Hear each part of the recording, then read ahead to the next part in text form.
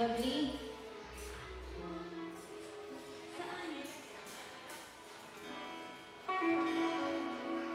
Halika na.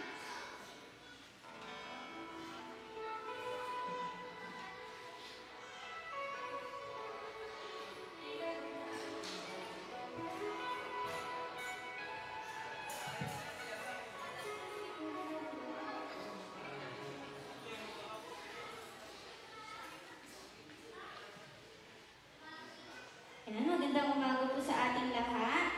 Maaari po ba na lahat po ng mga nasa labas ay pumasok na para tayo magsimula na sa ating service? And muli po, good morning po sa ating lahat. Amen. Handa na po ba tayo magpuri sa ating Panginoon? Amen.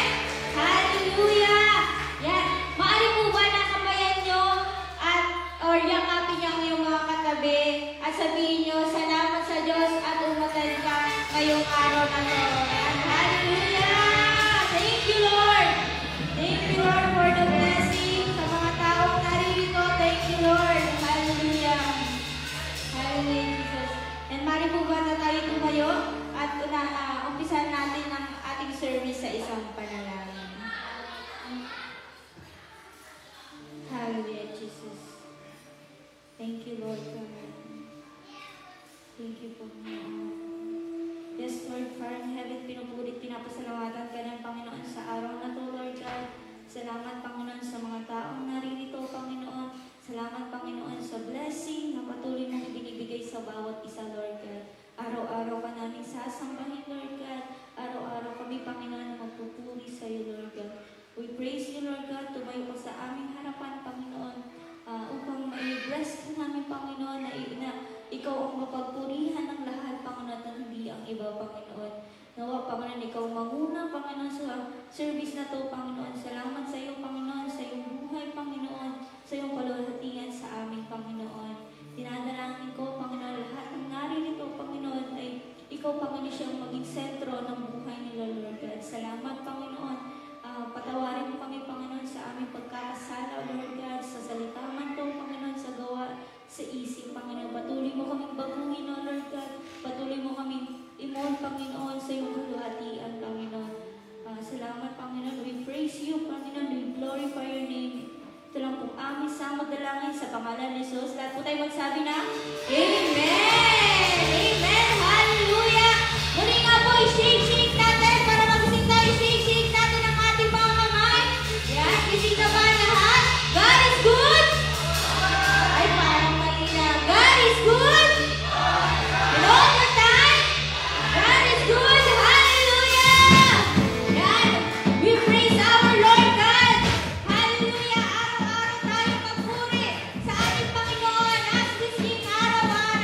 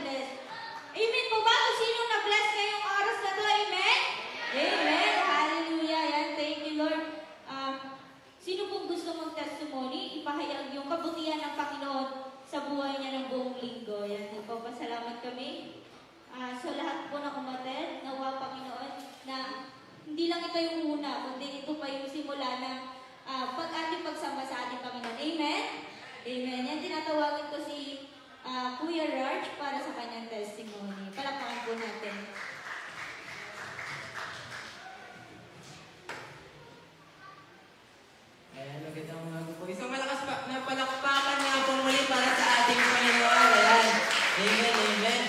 And tunay na napakabuti ng Diyos, no? And, kaya sa umagang ito po, nais ko pong ipatotoo yung kabutihan ng Panginoon sa buhay kong ito na patuloy niya akong binibigyan ng kalakasan. Siyempre, siya nagpo-provide ng mga pangangailangan ko. And also, nagpapasalamat po ako sa buhay nila Ma'am Joanne na ginamit ng Lord. Kasi kinuha nila ako para magtrabaho rin sa kanila. And kahit papaano, di ba? Yung pagkilos natin is nagiging puhunan natin. Then, siyempre, na magagamit ko rin siya kasi this coming youth camp na. And bili ng gamit, siyempre, para may magamit din. And nagpapasalamat ako sa Lord kasi siya yung patuloy na nagbibigay ng mga opportunity sa akin sa buhay ko. Kaya hindi naman ako karapat-dapat.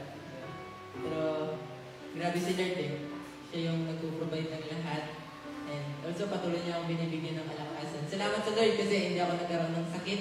Anumang karamdaman nitong mga nakaraang linggo, nakaraang araw. Napakabuti ng Panginoon. Kaya lahat ng papuri at pasasalamat po ay sa Kanya ko lamang ibinabalik. Palakpakan natin ang ating Panginoon. Ayan, salamat sa ating Panginoon. Ngayon po, tinatawagan ko si Denver para sa kanyang testimony. Palakpakan po natin.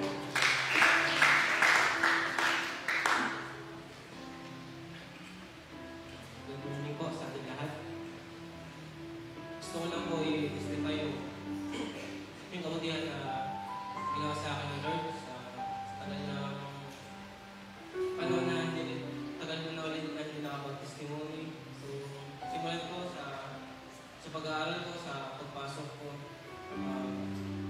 Yung nakaraan, sa bandang Kurak na yun, yung mga salpuan ng truck, dumulas ako doon kasi may mga tubig din eh. Binuhusan nila ng mga tubig kasi may mga buhangin. So, praise God dahil wala naman nangyaring masama sa akin. Natumba yung motor pero ako nakatayo. So, may mga sumusunod sa likod pero buti na kapag-teleport. Buti na lang, doon pa rin yung pag-iingat na ginagawa sa akin, Lord. Dahil, yun nga, bago ako umalis, bago ako makarating sa pupuntahan ko, hindi ko makalimutan na manalangin muna at magpasalamat dahil nakarating ako na ligtas at nakauwi. Yun, praise God ako doon dahil iningatan ako kahit ganun ang nangyari. Then, sa pag-aaral ko din, madaming beses na rin na gusto na sumuko, gusto na parang huminto sa hirap ng buhay. Pero salamat sa Panginoon dahil alam niyo na napakabuti sa akin ng Lord. Di man sa pagmamayabang, pero masulti pa rin ako dahil merong mga taong nakapaligid sa akin na binigay sa akin ng Lord ng mabubuting puso na handang tulungan ako, handang palakasin yung loob ko sa mga panahon na gusto ko nang sumuko. Then, may time din na parang nahihirapan na rin ako. Then, may time na gusto ko pagsabay yung pag-aaral ng trabaho. Sinubukan ko mag-apply. Mag-apply sana ako ng security guard doon lang sa amin, sa kanila. Nag-asikaso na ako ng papel, kumuha na ako police clearance. Pero hindi kalooban ni Lord kasi may nagtatrabaho doon na nag-usapang bato rin. Kaso, nagnakaw siya ng gasolina. So kaya yun, sabi na hindi na kumuha ng tagasapang bato. Hindi kalooban ni Lord, kaya siguro focus sa pag-aaral. Baka mahirapan din ako pagsabayin ko. Pero kahit ganun pa man, hindi niya ako pinahuyaan. Pinuprovide niya yung mga pangailangan ko sa pang-araw-araw na pang-gasolina ko, pang-kain ko. Minsan kailangan ko na rin magtipid. Yung sapat lang, kahit nagutom na, pero kailangan ko na sa gasolina para makauwi at makapasok. Kaya salamat ako sa Panginoon dahil hindi pa rin ako pinapabayaan na tulungan ako ng mga church meet ko sa simbahang ito. Salamat po. Kailangan ko. Salamat sa ating Panginoon. Dahil hindi tayo pinapabayaan ng Panginoon dahil may plano siya sa atin. Amen po ba? Sino naniniwala na may plano ang Panginoon sa buhay ninyo? Amen. Hallelujah. Salamat sa ating Panginoon. Ngayon po, tinatawagan ko si Kuya Jean Paul para sa kanyang testimony.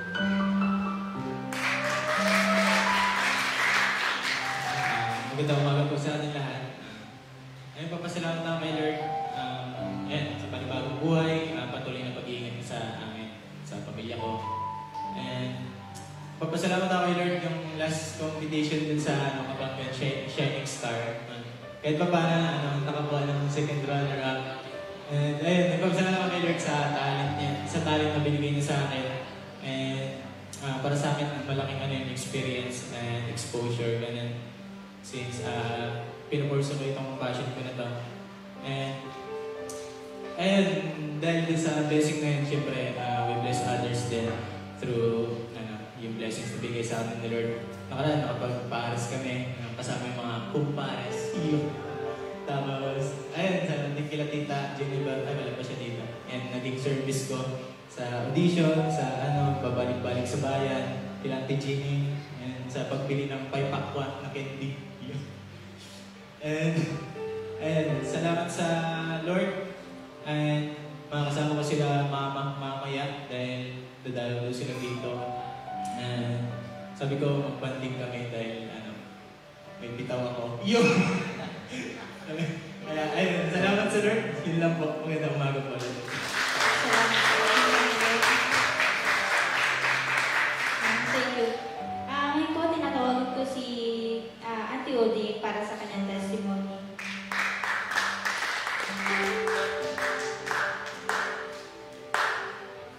Yes po, good morning.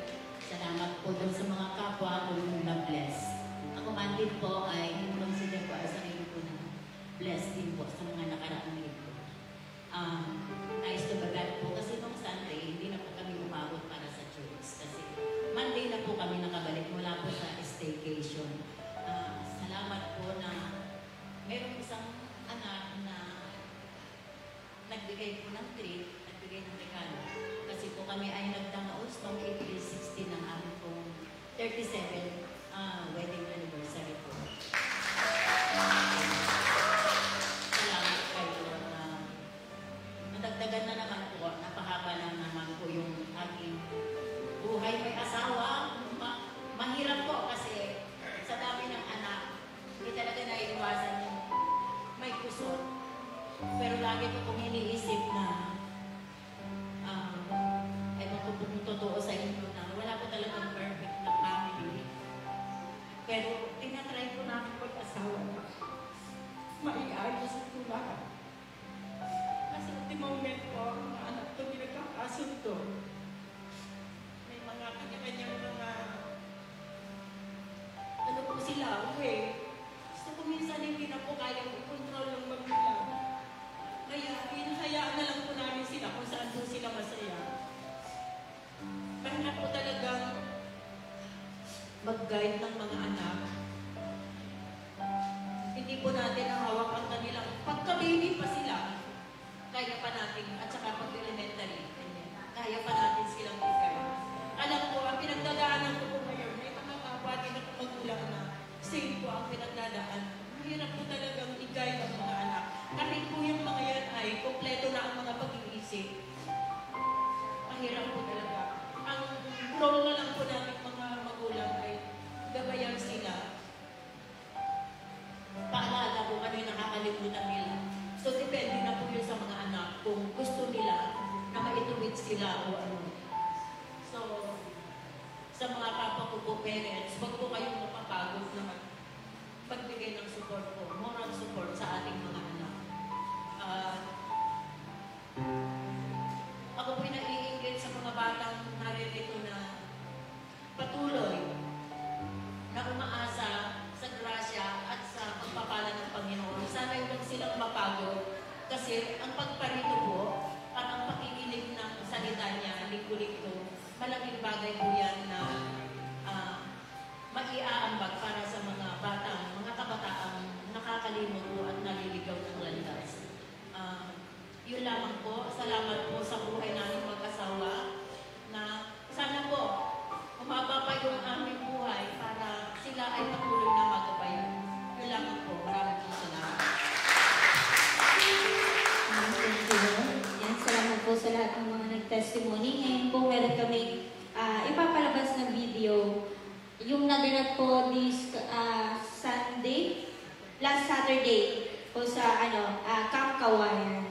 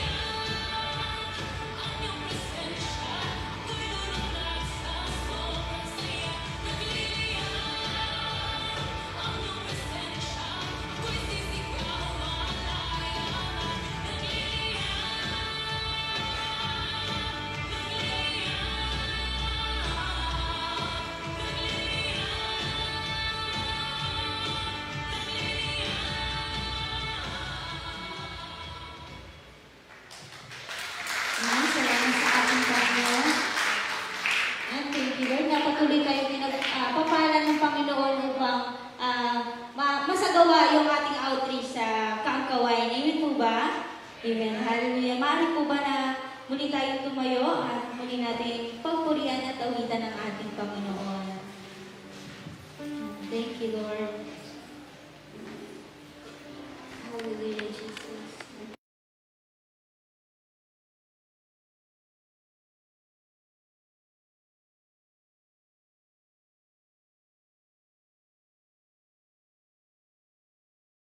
Testimony, Panginoon, sa mga buhay, Panginoon, na iyong niligtas, Panginoon, sa mga pangangailangan ng bawat isa, Panginoon. Salamat, Lord.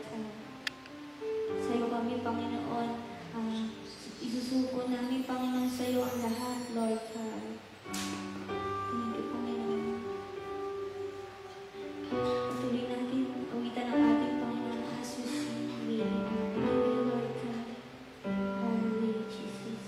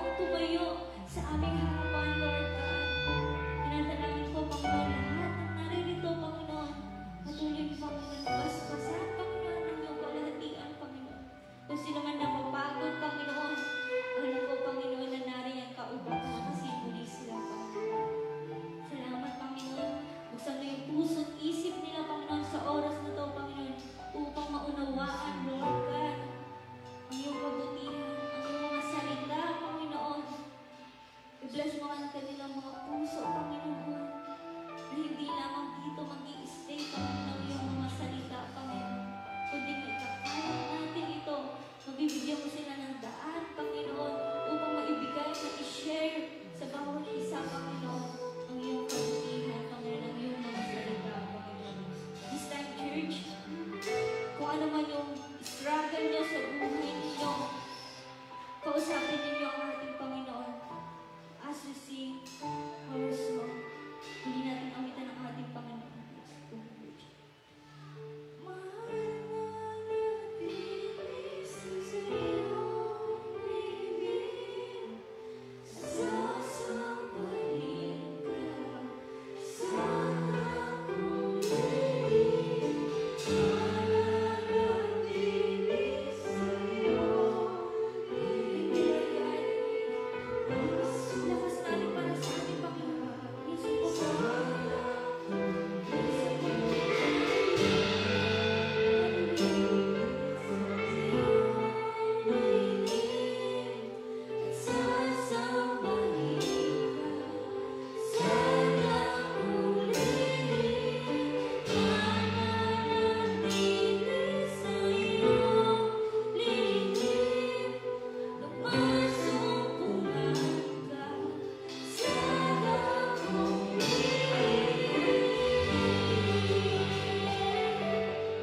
Thank you, Lord God. In Jesus' name we pray.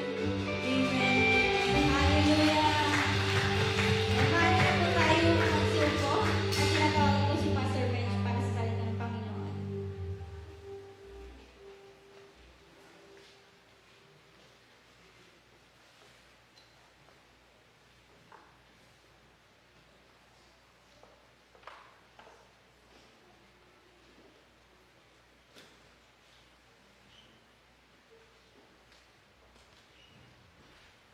Okay, nakakita ng ano. Good morning po! Sa pa po, good morning! Good morning! Alright, parang di ba kayo nag-almusala? Ako, ang sarap ng almusal ko. Salamat kina Pastor Roy, kay Pastor John. Thank you Lord! Ako po ay nandito ulit. Bagamat ako yung ngongok pa rin. Diba? Surprise. Bagamat ako yung ngongok pa rin, pagpasensyahan po ninyo. Pag di ako nagkakamali, last month nandito, oo pa rin ako. Dahil, actually, gumaling na po ang aking ubot sipon. Nga lang, dahil masyadong demanding ang aking trabaho, bumalik ulit. Sana ba bumabalik? Alright. Okay, kidding aside, good morning ulit sa bawat isa. And thank you Lord, I'm still here. I'm here again. At okay pa ako? Okay ba kayo? Okay kayo? O, yung okay sumigaw ng Amen! Hallelujah! Alright, so good morning again. At gusto ko lang i-share yung aking buhay these past few weeks. Ako po ay lagari kung tawagin sa mga nakakalam kung anong ibig sabihin ng lagari sa trabaho. Ayan, ako po ay palipat-lipat ng bayan. No? Hindi ko nasasabihin kung anong araw at saan, pero may araw na ako ay nasa Iba, tapos bigla akong pupunta ng Botolan, bigla akong mabalik ng Iba, tapos pupunta ako ng Masinloc, pupunta ako ng Candelaria, di ba? Kaya ako nagkakasakit kasi masyadong pagod, masyadong puyat. No? But anyways, God is good. Ako po ay naririto pa rin. Doon masama ang aking pakiramdam kagabi, pero kinaya naman.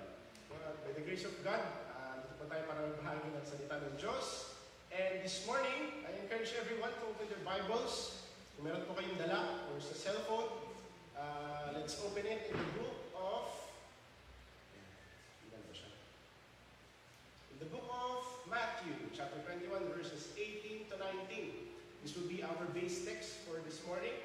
At ito po ay the New Living Translation. It says, in the morning, as Jesus was returning to Jerusalem, he was hungry, and he noticed a fig tree beside the road. He went over to see if there were any figs, but there were only leaves. Then he said to it, "May you never bear fruit again." And immediately the fig tree withered. At sa Tagalog version, sabi dito, kinaumagahan nang si Jesus ay pabalik sa lungsod, siya ay nakaramdam ng gutom. Nakita niya ang isang puno ng igos o fig tree. Sa tabi ng daan at nilapitan niya iyon. Wala siyang nakitang bunga kundi mga dahon lamang. Kaya sinabi niya dito, hindi ka na mamumunga kailanman. God na natuyo ang puno. And for this morning, for this day, our title would be Leafy or Fruitful. No? Pakisabi niya po, leafy or fruitful? Madahon o mabunga? Okay? Dahon lang ba? O hitik ba sa prutas? Nagbubunga ba? Okay, so medyo exotic ang ating title dahil exotic din ang ating example. Okay, so if we proceed, ayan, makita natin sa litrato ay the fig fruit, no? O igos sa Tagalog. No, ako hindi pa ako nakakita nito sa buhay ko. Meron po ba dito nakakita na nito? Ayun, isa, dalawa. Eh, meron na. No, the fig tree. No? So, according doon sa aking tropa na maraming alam, tago natin sa palayaw na Google, no? Sabi niya, si fig tree daw, o yung igos, typically red or yellow, at pwede daw siyang kainin na may kasamang asin, or pwedeng with cream and sugar. So, parang kape lang. Parang kape, pero pwedeng asin, no? So, medyo exotic talaga siya. At ito na nga. Sabi ni paring Google, no, the fig tree or the fig fruit. No? Sa Pilipinas daw, maraming native species ang fig tree. So, meron siya yung tibig, kung tawagin. Meron ding hawili, lubi-lubi, at hagimik. No? Ako, hindi ko pa talaga nakita o narinig itong mga ganitong pangalan ng prutas. Ano po? At an interesting fact, or a very interesting bagay when we talk about the fig tree or the fig fruit, no? Within 5 to 6 weeks, yung bunga mabilis lumaki. No? As in, rapid yung paglaki niya. So, typically, kung tayo ay familiar sa mga bunga ng puno, sa prutas, usually umaabot na ng matagal na panahon. Minsan, buwan, bago siya magbunga, o minsan taon. No? But the fig tree, the fruit grows quickly in size. So, within 5 to 6 weeks, bigla siyang lumalaki. Sobrang mapapansin mo yung paglaki niya. And meron siyang tinatawag na ibang pronunciation dito. Basta yun. No? The fruit takes a rest, no? Changing little in size, but developing internally. No? Hindi daw siya masyadong lumalaki. Pagdating dito sa second stage, 3 to 8 weeks, hindi siya lalaki masyado. Pero sa loob, meron palang nangyayari. Parang nahihinog siya sa loob. Then, the next stage is the ripening. Bigla ulit siyang lalaki. No? Within another 3 to 5 weeks, bigla siyang lalambot, tapos lalaki siya sobra, tapos hinog na siya. No? The very important thing about fig tree,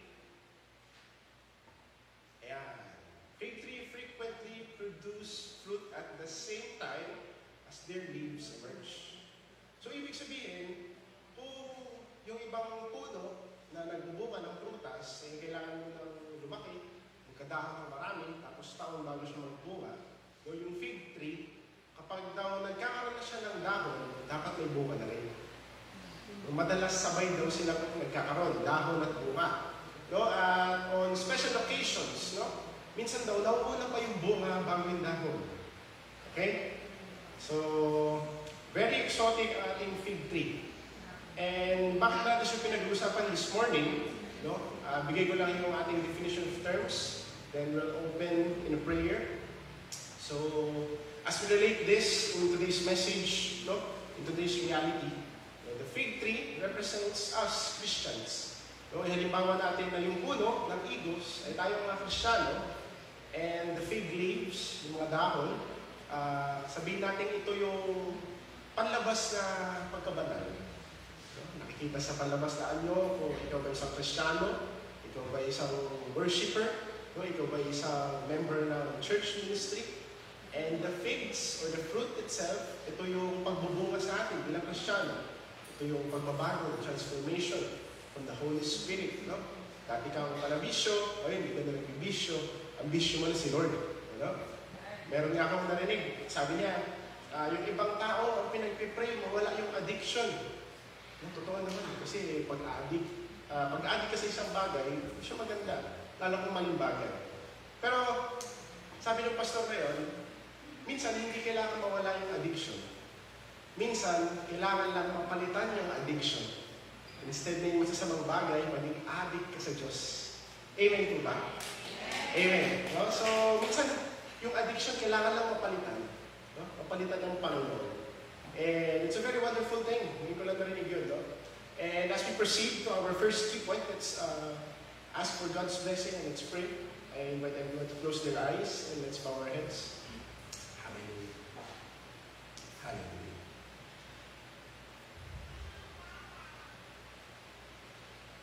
Dakilang Diyos, aming Ama, Panginoon sa langit, kami po ay minsan pang lalapit sa iyo. Panginoon, kayo po ang aming Ama na nakakaalam ng mabuti para sa aming lahat, Panginoon. Kayo po ang aming Diyos na lumikha ng lahat, nagbigay ng buhay, Panginoon, at may-ari ng aming buhay. Lord, we come before you and we thank you for this glorious day, this wonderful morning. Salamat, Panginoon, sa panibagong araw, sa iyong kabutihan na aming mararanasan, Lord. And this morning, we ask for your guidance and your blessing. Hinihingi po namin ang inyong gabay, ang inyong biyaya, Panginoon, as we study your word, aming pag-aaralan po ng salita, Panginoon. Kailangan namin kayo dahil, Panginoon, ang salitang ito ay nagmula po sa inyo, hindi po sa inyong lingkod, Panginoon. Ako po isang instrumento lamang na maghahatid sa inyong mga anak. And Lord, we ask for your presence this morning in this place. Ang inyong presensya, Panginoon, ang bumalo sa simbahan ito, sa bawat isa na nakikinig, Panginoon, sa bawat isa na gusto makarinig ng inyong salita, Panginoon. Kailangan namin kayo, Panginoon. So we invite you, we welcome you in this place. Lord, may this message be instilled in our hearts, in our minds. Naway ito'y tumimo sa aming isip at puso, Panginoon, ang sa ganun ito ay aming maisabuhay. Muli, Panginoon, salamat po sa panibagong araw, sa panibagong tsansa. Panginoon, na kami ay maparito, kami ay makarinig ng inyong salita, kami ay ma-blessed, Panginoon. And we just want to thank you and honor you, Lord. In Jesus' name we pray. Amen. Hallelujah. Po, pwede po natin palakpakan ng Panginoon. Okay. So, ayan.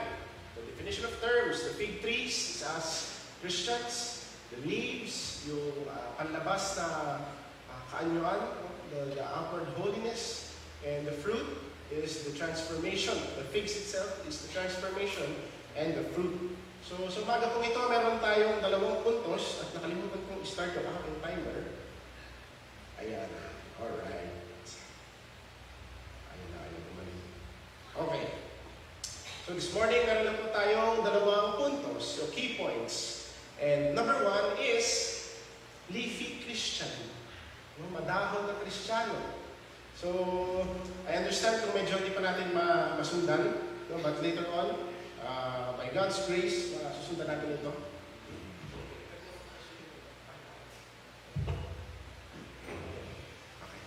Hallelujah. So, leafy.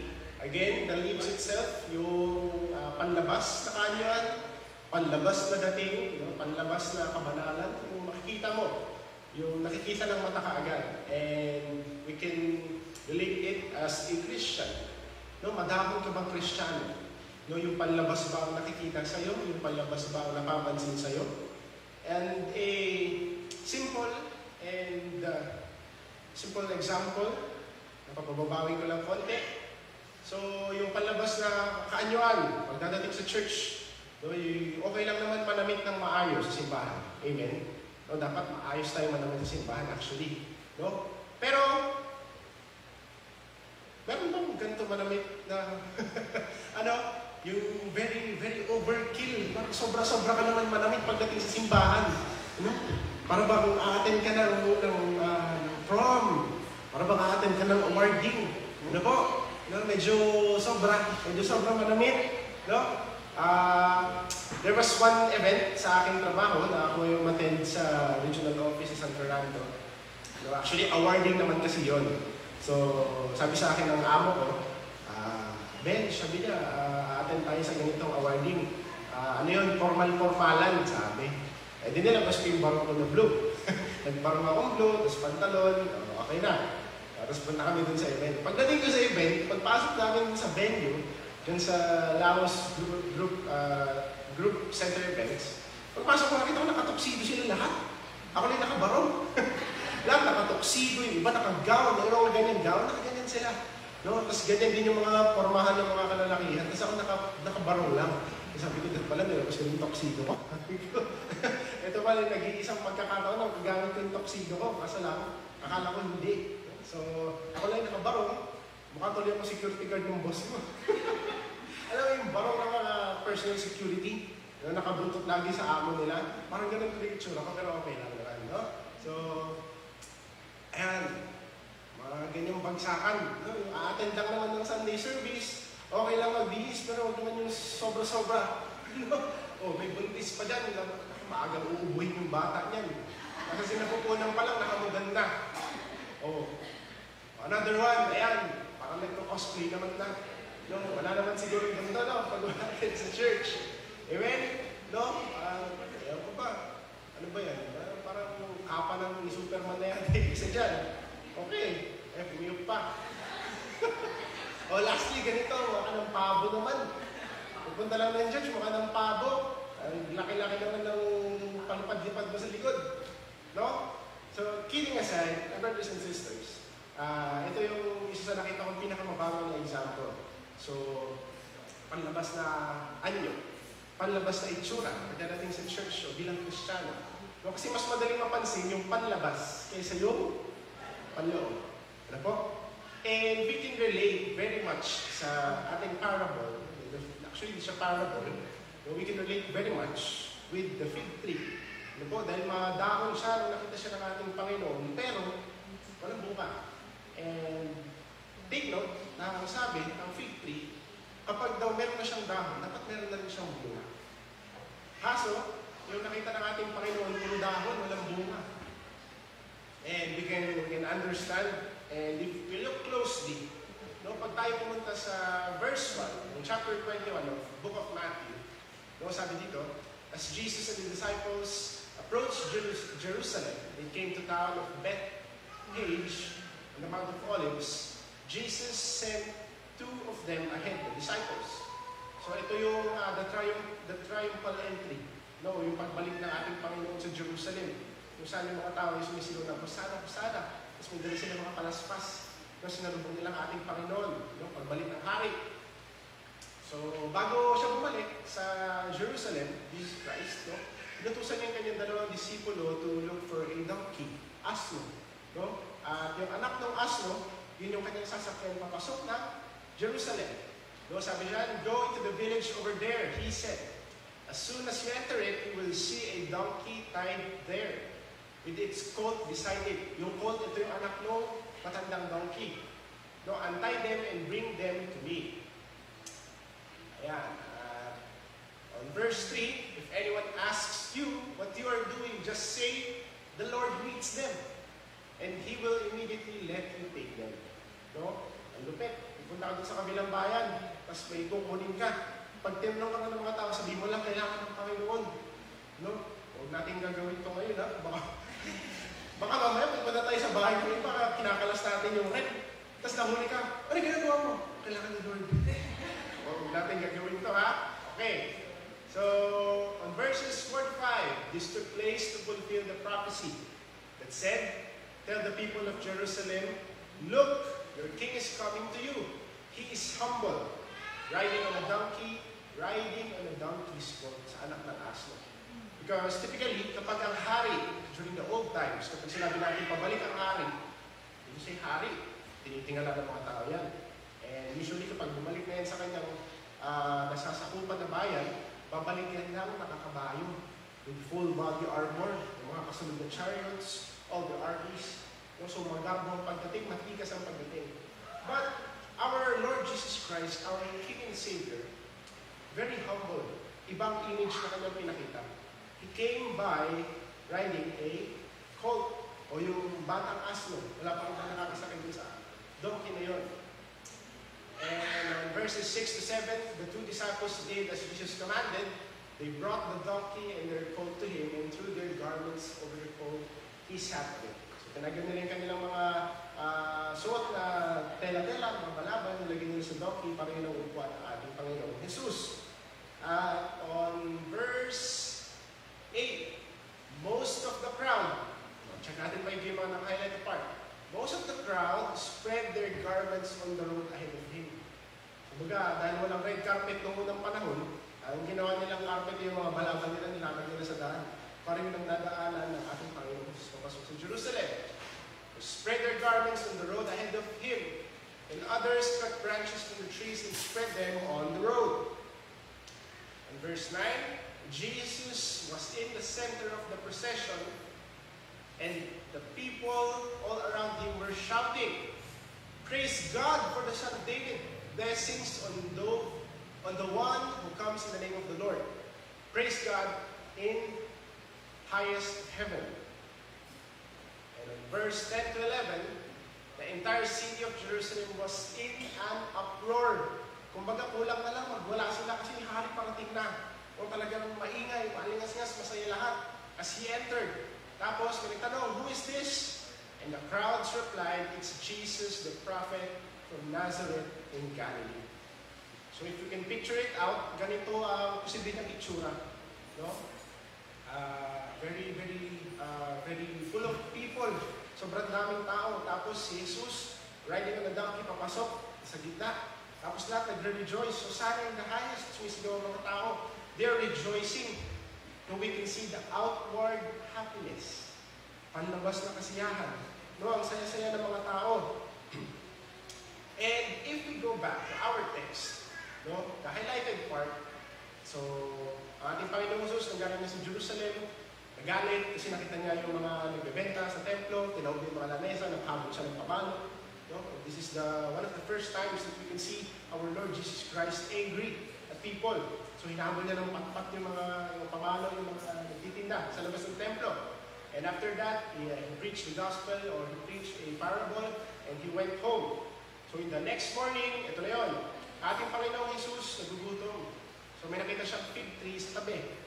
So kung hindi pa natin medyo nakikita yung relevance o yung pagkahalintulad ng fig tree sa ating mga Kristiyano, ito na. Hapit kayo. So he went over to see if there were any figs, but there were only leaves. Again, si fig tree, dapat pag may dahon, may bunga na. No? And Jesus Christ cursed the fig tree because it was not producing fruit when it should. And very, very, very evident, masyadong pansinin o halata din sa ating realidad to this day, na tayong mga Kristiyano, sa mga panahon na dapat nagbubunga na tayo, minsan hindi pa. Amen. Hindi na medyo kuminala. Ano? Minsan, tayo mga Kristiyano, nakakilala na tayo sa Panginoon, nashare na tayo ng gospel, minsan nga lang, nag-share na rin tayo ng gospel, pero minsan, panglabas lang. No? Minsan, nakikita na tayo sa church, nagbibihis, attend, worship, pero minsan, panlabas lang talaga. No? Minsan yung bunga, na dapat nagbubunga ka na, minsan wala kang. And we can see now that on today's reality, no, mahirap siyang mapansin. Kasi minsan kung sino yung makita mo nag-worship, akala natin tunay na Kristiyano, kung malalim na pananampalataya sa Panginoon, may good relationship sa Panginoon. But in reality, it's hard to see kung sino talaga yung tunay na kabanalan sa Panginoon. No, yung merong bunga. No? Mga kapatid, hindi ko kayo tinuturuan maging pulis para bantayan nyo yung inyong mga kapatid. No, ating mga kasama sa simbahan. No, but the outward holiness o empty holiness, makikita natin yan kapag sa pananalita. Minsan sa church, mapapansin mo, biglang pag nagulat, may nasasabi pa rin hindi maganda. No, meron pang hindi nababago. No? So, possibly na mababaw pa yung kanyang bunga, yung bata pa yung kanyang bunga, yung hindi pa natatransform, fully transformed, or how he or she reacts kapag meron siyang napansin, nagsasalita agad siya hindi maganda, or hindi mo na siya magsasalita, iisip mo na siya. And ito lang yung sinasabi sa mga katrabaho ko na bago sa social work profession. Sabi ko, alam nyo, matitipan nyo o makikita rin ninyo yung puso ng trabaho natin. Tignan nyo kung paano niya kausapin yung security guard. Tignan nyo paano niya kausapin yung kliyente na madungis. Kung paano niya kausapin yung kliyente na hindi makarinig, hindi makaintindi. Tignan nyo kung paano nila itrato yung mga tao. Kasi kapag ang humarap sa'yo may katungkulan, yung boss namin, natural, mabait ka, boss mo yun eh. May katungkulan yun, malamang, maayos manamit yun, maganda ang postura. Pero paano kapag ang kakausapin mo medyo normal na klase lang ng tao? Makikita natin yan kung transformation yung bunga nandun, nagbago ba? Patalim ba siya manlita dahil medyo malinis tignan itong kausap niya? O dahil medyo may amoy, lalayo pa siya, hindi niya makakausapin? Ano po? Or the utterances, yung mga bulong-bulong. Pag ba may napansin, bubulong na hindi maganda. O pag may dumaan, ay, alam mo yan, siya yan. Ito yan eh. Alam mo, dapat yan, palitan na yan. Yung mga ganun ba? The negative utterances. No? Or kapag yung tao gipit, in lack, kulang na kulang kung anong meron. Ay, huwag ko na mag-church, wala naman ako napapalaan dyan. Nasalita ba siya ng gano'n? Ano po? And another one, ito na, yung attitude sa bahay. You can see kung ang isang Kristiyano nagbunga talaga. Pag sa bahay, kung paano siya sa simbahan, gano'n din siya sa bahay. Kasi minsan, kung paano tayo sa simbahan, pag uwi sa bahay, iba. Ano po? No, this is a reality. That sometimes our attitude in church is very welcoming, very polite, very good, very nice, very joyful. Pero pagdating sa bahay, galit.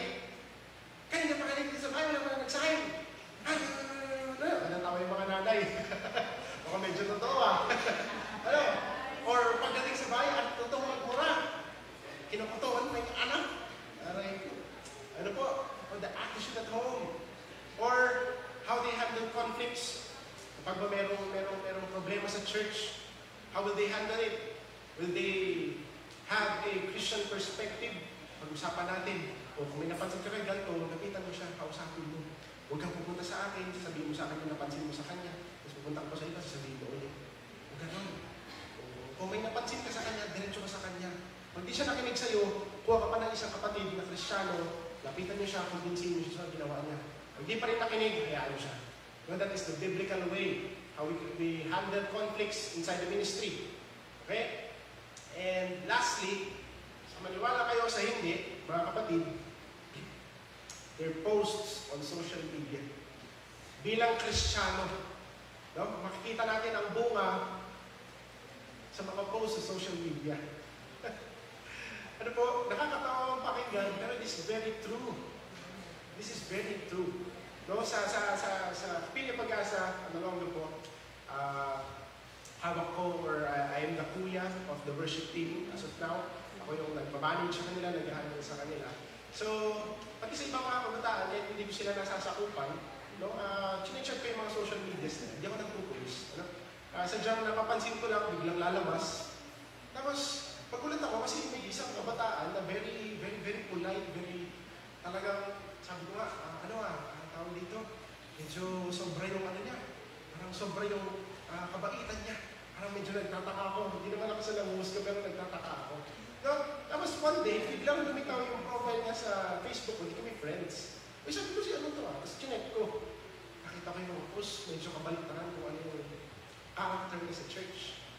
Kasi sabi ko, minsan talaga hindi ko ano yung nakikita mo tsaka naririnig mo sa simbahan. Minsan maganda, bisitahin mo sa bahay, makikita mo talaga. No, di kaya check mo yung social media. No? Kumatayo sa altar, pero ano ba yan? Popost ba yan? O gumagamit ba yan ng mga tugtog na makamundo? May bumura pa? O nakikisabay ba sa trends? Kahit hindi alam kung ano yung meaning? Yung ganun-ganon. O, di ko yung mga narinig ako nagsalita. No? So, we should be very careful, no? On everything that we post on social media. Kasi, I tell you the truth, no? Ang kaaway, gagamitin niya lahat para maabot tayo, para sirain tayo. Diba po? So again, these are the aspects where we can see if a Christian is truly transformed kung meron siyang pagbubungan. Okay? And my brothers and sisters, hindi coincidence na ang ating Panginoon in the whole of chapter 21 of book of Matthew, hindi siya coincidence na ang ating Panginoon sa simula ay bumisita sa Jerusalem, bumalik na triumphal entry, no? And pinagalitan niya yung mga nandun sa templo. Kasi nagtitinda sila, naging den of thieves in temple, as Jesus Christ said. And after that, nag-aral siya, the parable of the two sons, the parable of the evil farmers, ano? Hindi coincidence na in the middle of those days, pinangaral ng Panginoon o binanggit ng Panginoon yung cursing of the fig tree. Hindi siya coincidence because the fig tree actually represents the nation of Israel. For many years before, dahil ang Israel, they look religious, they look very holy. Israel, the Jerusalem, they have many religious leaders, but they lack the fruit. They lack the transformation, just like the fig tree. Marami kang dahon, dapat may bunga ka rin. Kasi that is your nature. The fig tree's nature, kapag may dahon ka na, may bunga ka na rin dapat. Ang problema, puro dahon, puro outward holiness. Yung madaling makita, just like the nation of Israel, no?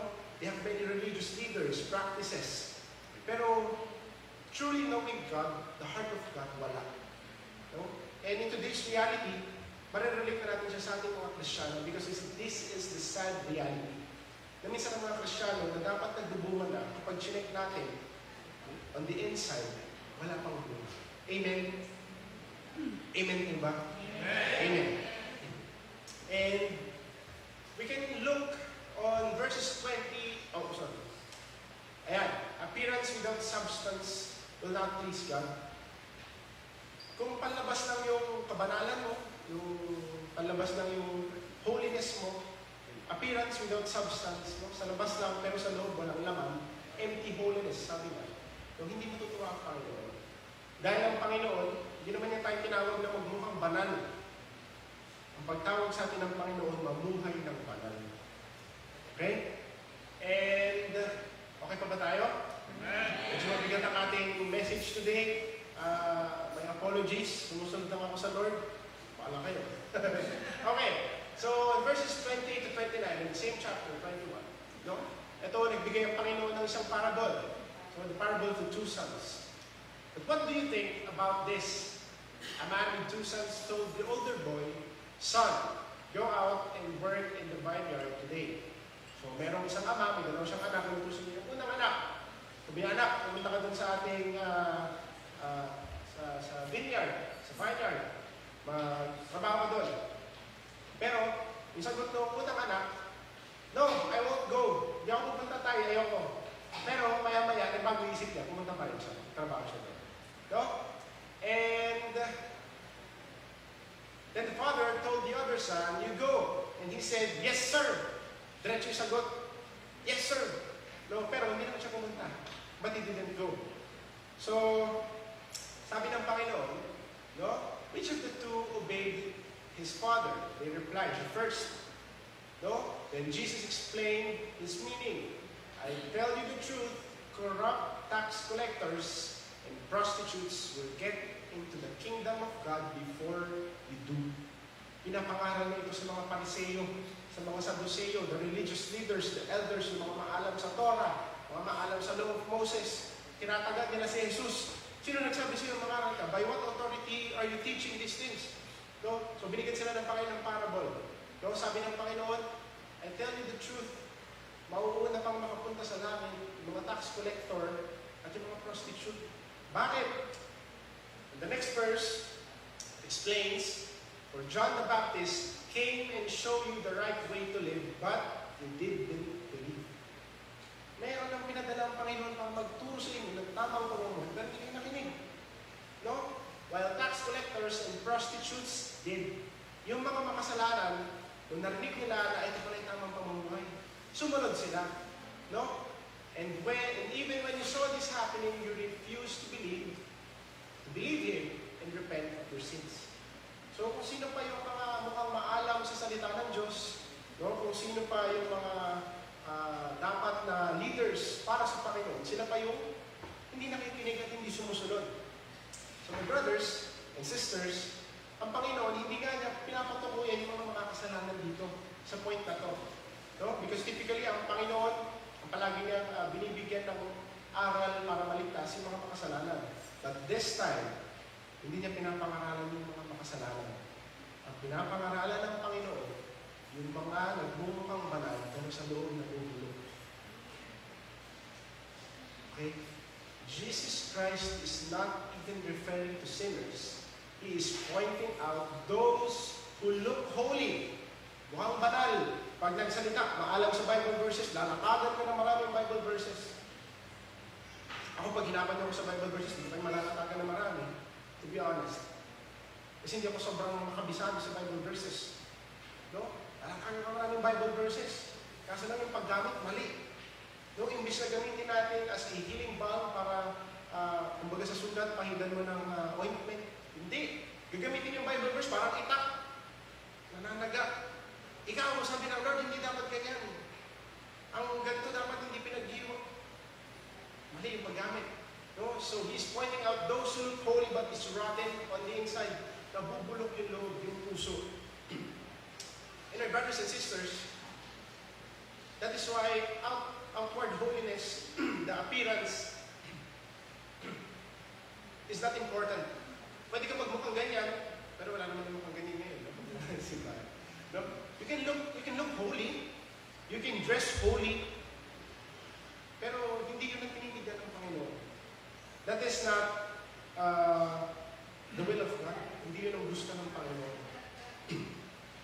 At if we jump back to chapter 7 of the book of Matthew, verses 15 to 16, in the New International Version, nagpaalala ang ating Panginoon. No? So chapters prior this fig tree cursing, nagpaalala ang Panginoon, watch out for false prophets. They come to you in sheep's clothing, but inwardly they are ferocious wolves. Magmatsyag daw kayo sa mga peking propeta, no? The false prophets, the false voices of God. No? Kasi lalapit sila sa inyo para maamong tupa. Yun ang bihis nila. Maamong tupa, banal, ang bait-bait, magsalita, hindi makabasag pinggan. Pero deep inside, they are ferocious wolves. Mga lobo na galit, nagigil, na nag-aabang na puksain kung ano yung tama. Nag-aabang na iligaw ka ng paniniwala. No? Sabi dito, by their fruit, yung bunga, yung pagbabago, you will recognize them. So, ibig sabihin, paalala ng Panginoon, huwag ka mag-focus sa palabas na itsura. Ang tignan mo yung sa loob, yung bunga.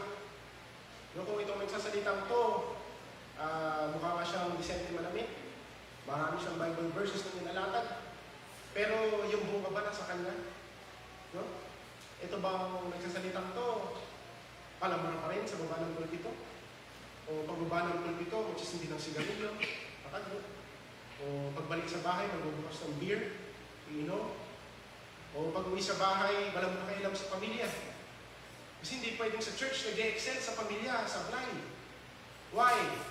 Because our first ministry is what? Our families. Ang una po nating ministry ay yung mga pamilya natin. No, we cannot do good in the church and do bad at home. Hindi pwedeng sa church, sobrang galante mo, lahat binibless mo. Lahat pinagpipray mo. Pero pagdating sa bahay, yung mga anak mo na pastor, hindi pa kumakain. Pero sa church, nagpa-blow out ka. Hindi pwedeng ganun. Hindi pwedeng sobrang generous mo sa mga kapwa mo Kristiyano, pero pagdating sa bahay, nagugutuman sila. Hindi pwedeng ganun. Okay? Hindi pwedeng sa church, hindi ka sumasablay sa tithes. Okay yun, hindi ka sumasablay sa tithes because that is God's commandment. Pero, hindi pwede na sa church, excellent, pagdating sa bahay lahat ng bayarin, ipangungutang. Hindi po kalooban ng Panginoon. My brothers and sisters.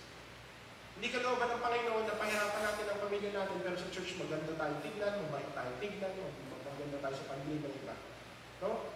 That is why by their fruit you will recognize them. No? At sabi pa dito, likewise, every good tree bears good fruit. Yung mga maayos, mabuting puno, ang bunga niyan, mabuti rin. Amen? But a bad tree bears bad fruit. Pag yung puno, pangit, yung anak pangit, yung bunga hindi rin maganda. Amen? Kapag yung puno hindi maganda, yung bunga niya hindi rin maganda. And a good fruit or a good tree cannot bear bad fruit. Kapag maganda yung puno, hindi magbubunga ng pangit. Amen? At kapag ang puno ay a bad tree, cannot bear good fruit. Kapag pangit yung puno, hindi tama yung puso, o hindi makakapag-produce ng mabuting bunga. Hindi mo transform. No, just like as Christians, no, kapag yung panloob mo ay mabuti, ang bunga mo mabuti. Pero kapag yung panloob mo hindi maganda, yung mamumuta mo sa bibig mo hindi rin maganda. No? Sabi nga ng Lord, out of the heart, the mouth speaks. Kung anong laman ng puso din ang lumalabas sa bibig. So kung yung katabi mo, check mo nga. So, kung yung katabi mo, reklamador, abay, check natin ang puso. Kasi hindi kalooban ng Panginoon ng pagiging mareklamo. The Israelites, after ilabas sa Egypt, at daming kawendang-wendang nangyari sa kanila. Bakit? Mareklamo. No? Hindi kalooban ng Panginoon yan. No? Out of the heart, the mouth speaks. So, anong puno ang puso? No? Hindi yung nag-overflow sa bibig. So kung yan puro pasasalamat, makikita mo na grateful yan. Magpasalamat sa Panginoon yan. Maraming pagsubok pero magpapasalamat sa Panginoon. Amen po ba? Amen. Hallelujah. So, pwede mong palakpakan ng Panginoon.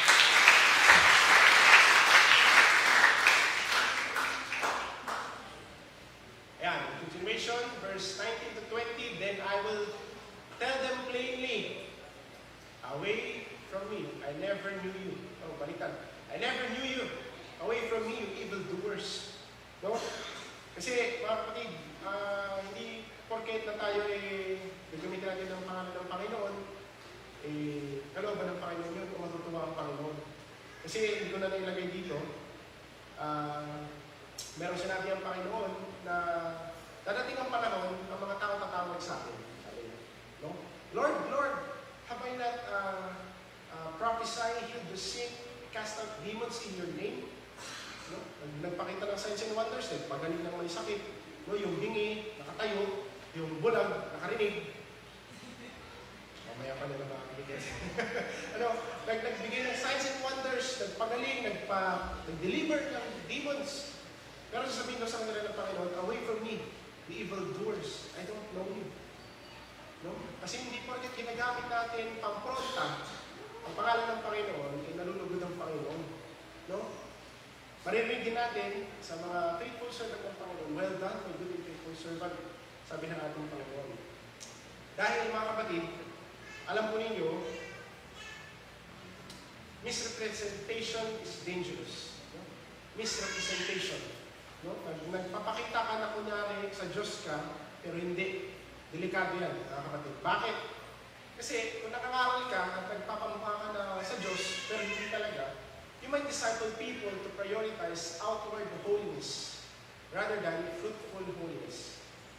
Baka mamaya, yung mga naturuan mo, ang priority nila o ang unahin nila, yung pagmumukhang banal, pagtutunog banal sa salita ng Bible verses, pero empty, without substance. No? It is very dangerous kasi maraming susunod sa iyo kapag nangangaral. That is why every time I am scheduled to share the word, even in Olongapo and in here, ang pinagdadasal ko palagi, Lord, guide me. Kasi ayaw kong maging dahilan para maligaw ang mga tao. No? Dahil speaking in front, behind the pulpit is very, very crucial. Kung ano po kasi sasabihin ko, kung mukhang tama, pwedeng sundin agad ng iba, pwedeng yung iba, hindi agad sundin, pero it is very crucial. Kasi kung ano po sasabihin, sundin ng mga tao. That is why we should always check our hearts before we minister, kahit sa instruments, lalo sa pag-share ng word. Ano po? Dahil we cannot prioritize outward holiness rather than fruitful holiness. And God, again, God does not want us to look holy. He wants us to live holy. Hindi mahalaga sa Panginoon. Sige po, pag-unahan ko yun. Hindi mahalaga sa Panginoon na magmukha kang banal. Ang gusto ng Panginoon, mamuhay ka ng banal. Hindi mahalaga sa Panginoon kung marami kang dahon, marami kang panlabas na mukhang banal. Ang mahalaga sa Panginoon, yung bunga, yung transformation, the fruit. Ano ba yung fruits of the Holy Spirit? Ikaw ay patient, mabilis magalit, ikaw ay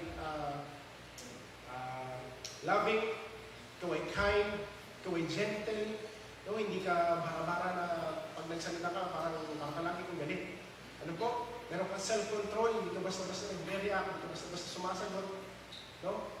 So, He wants us to live holy. And my brothers and sisters, this leads us to our last key point. So if our first key point is leafy Christian, our second and last key point is to be fruitful Christians. Brothers and sisters, ito ang tawag sa atin ng Panginoon. Magbunga. Be transformed. No? At ang ating Panginoon, palaging nandyan at nakabang sa atin. And even on the times na tayo ay susubukin ang pagkakataon, sino po dito yung may bayarin na hindi mo mabayaran? Ako lang yata. Sino dito yung may bayarin na nakabang na, hindi mo mabayaran? Sino dito yung merong binabattle sa trabaho? Ayaw na magtrabaho, gusto lang magkuminto? Or sino dito yung pag-graduate na? No? Pero parang, Lord, ayoko na. Parang trabaho na lang ako. Parang yung testimony ni Denver kanina, no? Na nagdadalawang isip mo siya kung itutuloy niya, gusto niyang pagsabayin, pero nakita niya hindi ka naman ng Lord. No? During the times of storms, tayo po ay masusubok. At doon makikita kung tayo ay nagbubunga na. Amen? Dito makikita kung tayo ay nagbubunga. And how do we maintain being a fruitful Christian na malago, na tayo ay nagbubunga?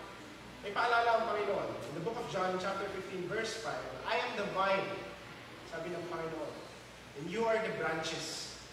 Mga sanga lang tayo na nakakabit sa mismong puno.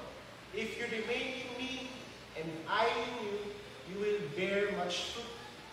And apart from me, you can do nothing. May paalala ang Panginoon na kailangan, pag tayo nagbunga na, manatili tayo sa Panginoon, hindi pwedeng nagbunga lang ng isa, titigil na. No, hindi pwedeng may isang transformation lang, titigil na. Kasi mga kapatid, hindi sapat yun. We always need Jesus Christ, we always need Him in our lives.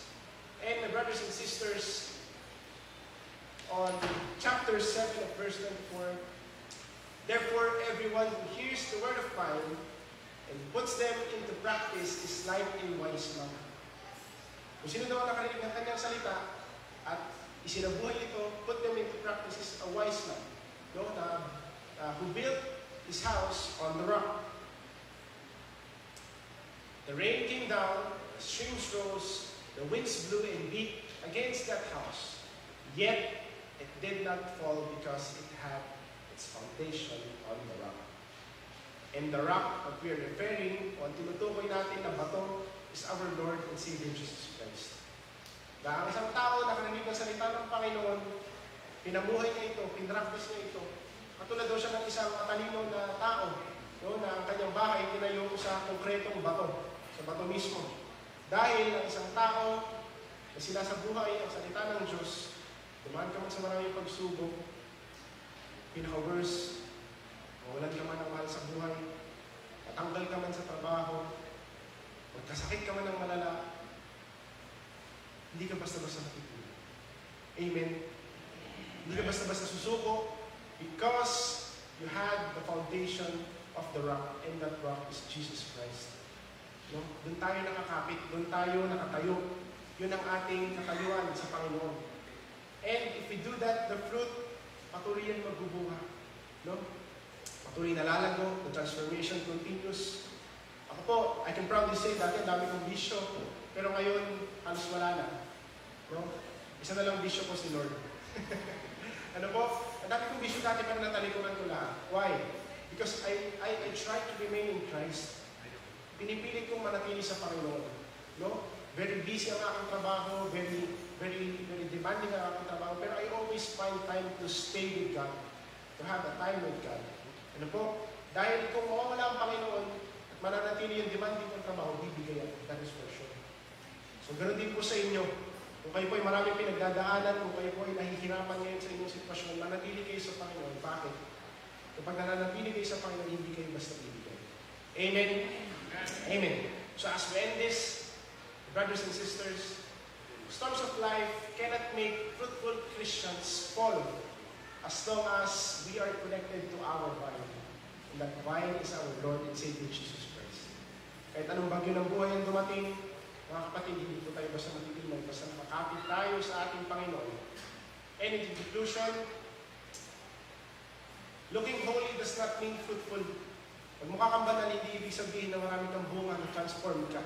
No? And the true fruit will reveal itself in the times of the storm. Magkakasubukan kapag ikaw ay sinubok na ng Panginoon. Okay, kung pananampalataya ka, sabi mo, sige, subukan natin. Maraming beses ko naranasan ko ito. Habang ako ay nagsisimula sa lakarin ko sa ating Panginoon, bigla ako na-stroke out of nowhere. Hindi lang ko halata by the grace of God dahil ang Panginoon na mismo nag-restore sa akin. But there are still things na nawala na. Meron ng kulang talaga. Hindi na ako mabilis kumilos katulad dati. Hindi na ako kasing lakas katulad dati. Mabilis na ako nagkasakit. No? Susubungin ng Panginoon. Kasi lumalapit ako sa Panginoon. Sinasabi ko, Lord, sinusurrender ko ng buhay ko sa iyo. Kasi subukan natin. Stroke ka. Kung ako po hindi na nanatili sa Panginoon, pagtapos ng sakit na yon, bakit hindi na ako bumalik sa church? But praise God, salamat sa Panginoon kasi nagtanim siya sa puso ko ng kagustuhan na manatili sa Kanya. Kung paglabas ko sa hospital, just 1 week, pinilit ko na kumakapit sa church. Kasi hinahanap ko yung presensya ng Panginoon. So ganoon din po sa atin. Let us remain in God. No? Because the true fruit, the transformation, our faith, yung bunga ng ating pagkilala sa Panginoon, lalabas yan kapag sinubukan natin. And brothers and sisters, gusto kong iwan sa inyo to. Ang labas na katayo ay hindi mahalaga. Bunga at pagbabago sa Diyos, tunay na magpapasal. Hindi po mahalaga sa Panginoon. Kung ba, pupunta ka sa simbahan, nakapasturo ka, kung talagang hindi mo kaya o hindi mo afford na bihis ng maayos, at least makaligo man lang, no? Pag kung hindi rin kaya, okay lang, how was your, punta ka lang sa simbahan. O kasi hindi mahalaga sa Panginoon yung palabas na itsura, o mahalaga sa Panginoon yung pagbabago at buka sa puso na. God be over the Let's pray.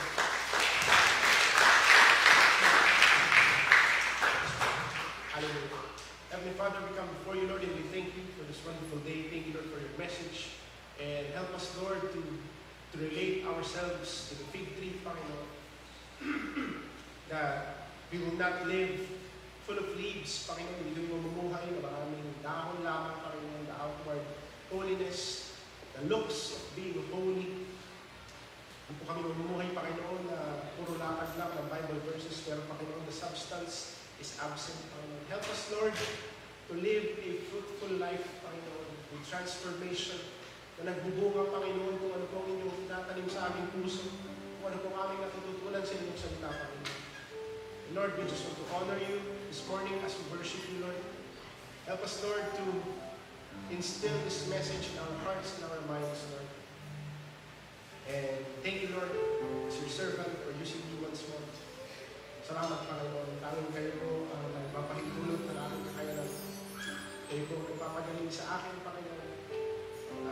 Lord, the same healing hand that healed me, Lord, in the times of my great illness, Panginoon, it's the same hand will heal the hearts, the bodies of these people, Panginoon.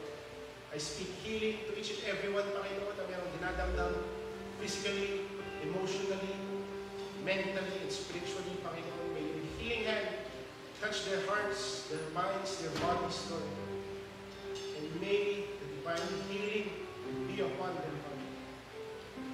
May you give them peace, Lord, as they face life battles, storms, Panginoon, na dumadaan. Thank you, Lord, for reminding us that storms will only pass by. Dadaan lang, Panginoon, ang banggat hindi mananatili. Pero kami, Panginoon, ay mananatili sa iyo. We just want to thank you. We just want to welcome you, Lord, in our lives in this place. Thank you, Lord, and we worship you this morning. Hallelujah. In Jesus' name.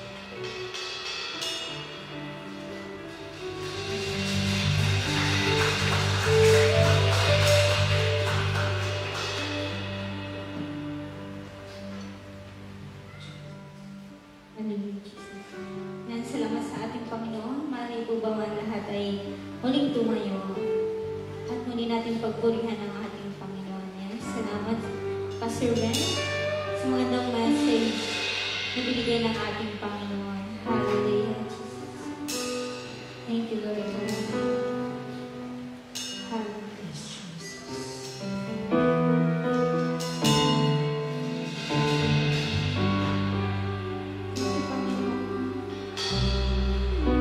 Gawin mo kami, Panginoon, kalagdag sa iyong kalahatian, O Lord God.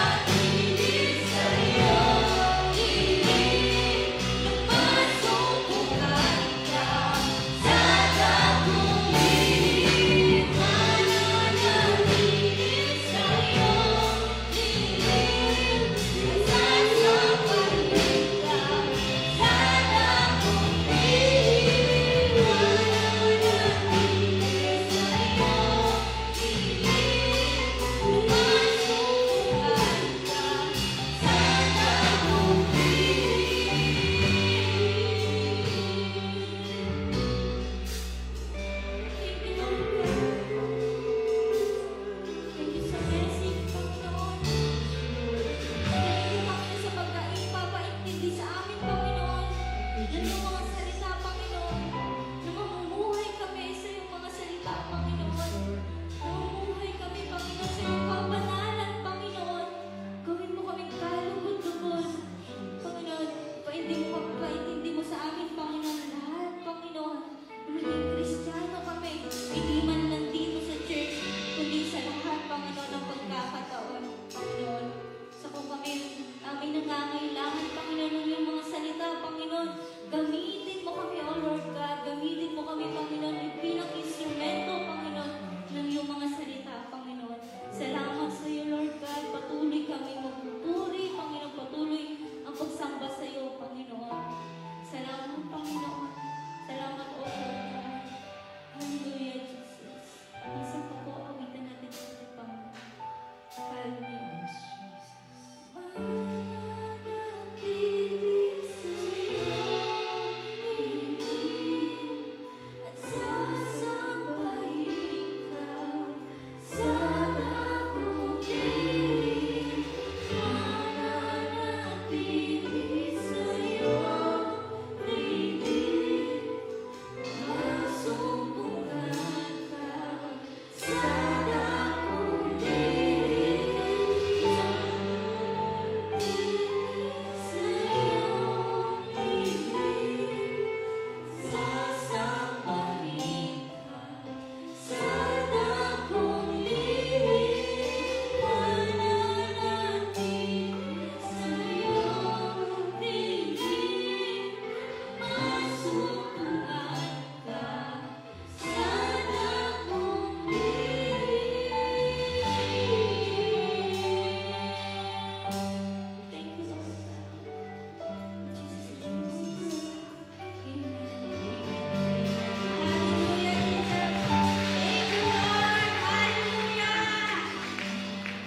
Yan, bago po tayo umawit ng ating closing song, maaari po ba na kumuha muna kami ng video?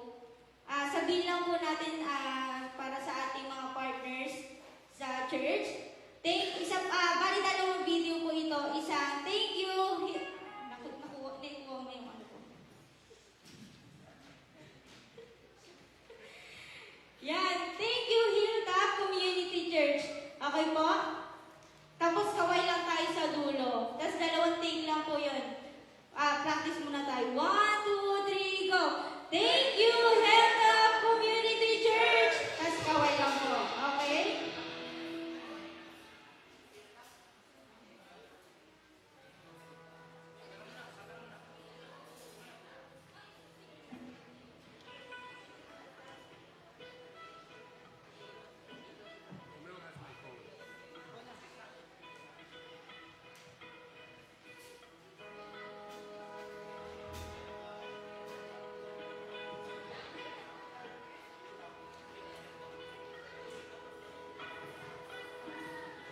Okay, sige po, ready po.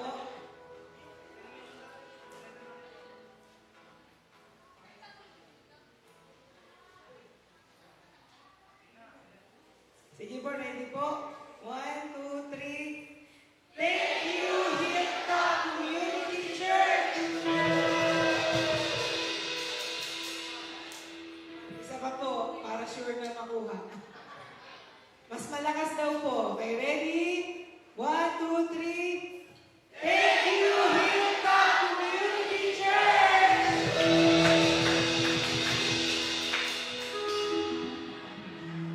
Okay, next po, may isa pa po. Yung pong isang church na nagsusupport din sa atin is Melba Bible Church. So, thank you, Melba Bible Church. Sige nga po, ready? Go! Thank you, Melba Bible Church. Let's go ulit. Okay, ready na? Okay, 1, 2, 3, go! Thank you, Melba Bible Church! Okay, last na po. Ulitin po natin. Thank you, Melba Bible Church. Ready? 1, 2, 3. Thank you, Melba Bible Church!